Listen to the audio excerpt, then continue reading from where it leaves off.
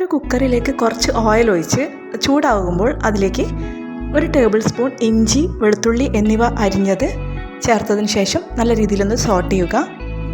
ഇനി ഇതിലേക്ക് 1 ടീസ്പൂൺ കുരുമുളക് ഇട്ടതിന് ശേഷം നല്ലതുപോലെ ഒന്ന് വഴറ്റുക. ഇനി ഇതിലേക്ക് അരിഞ്ഞു വെച്ചിരിക്കുന്ന സവാള ഇട്ട് നല്ലതുപോലെ ഒന്ന് വഴറ്റുക. പെട്ടെന്ന് വഴന്ന് കിട്ടാൻ കുറച്ച് ഉപ്പിടുക. സവാള നല്ലതുപോലെ ഒന്ന് വഴന്ന് വന്നാൽ അതിലേക്ക് നമ്മൾ അരിഞ്ഞു വെച്ചിരിക്കുന്ന വഴുതന ഇട്ട് നല്ലതുപോലെ ഒന്ന് സോട്ട് ചെയ്യുക.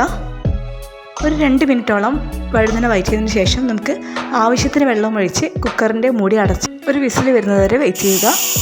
വിസിൽ വന്നാൽ ഓഫ് ചെയ്ത് അത് തണുക്കാൻ വേണ്ടി വയ്ക്കുക. തണുത്തതിന് ശേഷം മിക്സിയുടെ ജാറിലേക്കിട്ട് നല്ലതുപോലെ ഒന്ന് അരച്ചെടുക്കുക. ഇനി അടുപ്പത്ത് പാൻ വെച്ച് അല്പം നെയ്യ് ഒഴിച്ച് ചെറിയ ഉള്ളി ഒന്ന് സോട്ട് ചെയ്യുക. ഒന്ന് വാടി വരുമ്പോൾ അതിലേക്ക് 1 ടേബിൾ സ്പൂൺ കോൺഫ്ലവർ ഇട്ടതിന് ശേഷം നല്ലതുപോലെ കട്ട കൂടാതെ ഇളക്കുക.